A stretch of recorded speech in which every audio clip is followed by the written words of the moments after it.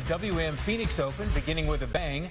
Not on the golf course, but with a party, of course. A concert in the Coliseum with some big-name acts taking the stage, and Nicole Krasen joins us live from the middle of the action. Hey, Nicole. Hey, Brian and Ashley. Yeah, we are here at the iconic hole 16, and while the golf itself isn't teeing off for a couple of days, like you mentioned, big party tonight. Blake Shelton, Gwen Stefani, some really big icons are going to be performing. But we want to talk a little bit about the safety aspect of the event as well. So we have Scottsdale Fire and Scottsdale Police here. Let's start with you, Captain Folio, with Scottsdale Fire. What's new this year in the realm of safety at the Open? Yeah, so welcome to the concert in the Coliseum. This kicks out the WM25 for us, 2025.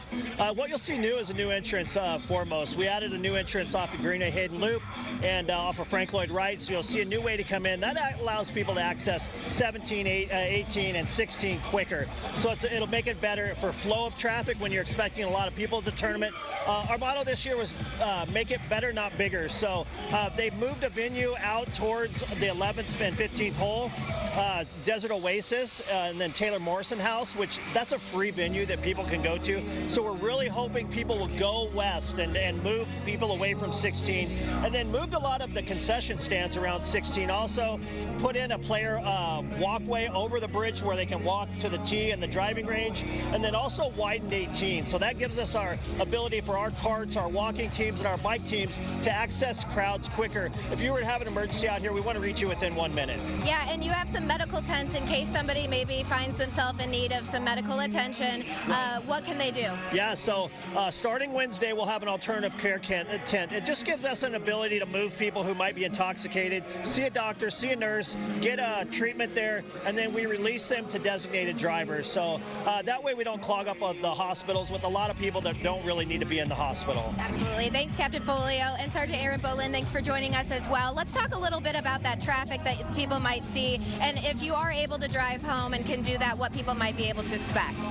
Yeah, the traffic plan this year and every year is really part of kind of the safety plan for the event overall. It's just one more layer of safety we have here. And so, unlike years past, you can't really drive here and park really close. Unless you're a valet, have credentialed parking, or qualify for handicap parking, you really do need to think about parking off-site. There's a West Road lot, a Salt River Fields lot, and then there's a stop and drop for rideshare, taxis, and even just friends at 91st and Bell.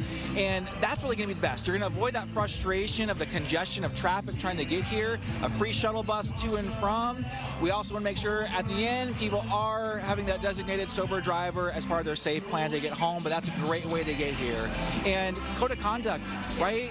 It's part of the ticket, it's part of the agreement you have to enter this venue. It's got some of the greatest fans in golf all week long, following their favorite players. The weather is going to cooperate this year, we all believe that. And so that code of conduct is important. Respect the players, respect the game, respect the fans, and respect the surrounding community. This venue is in a neighborhood. It is around businesses. And so just making sure people are following that code of conduct on the course and even when they exit the course. That way you don't get ejected. You enjoy the rest of your day. You don't end up risking going to jail. So just follow those rules and be respectful. Yeah, it's going to be a good time. We want everybody to be safe, though, while they're having fun. And for any more information, you can go to WMPhoenixOpen.com.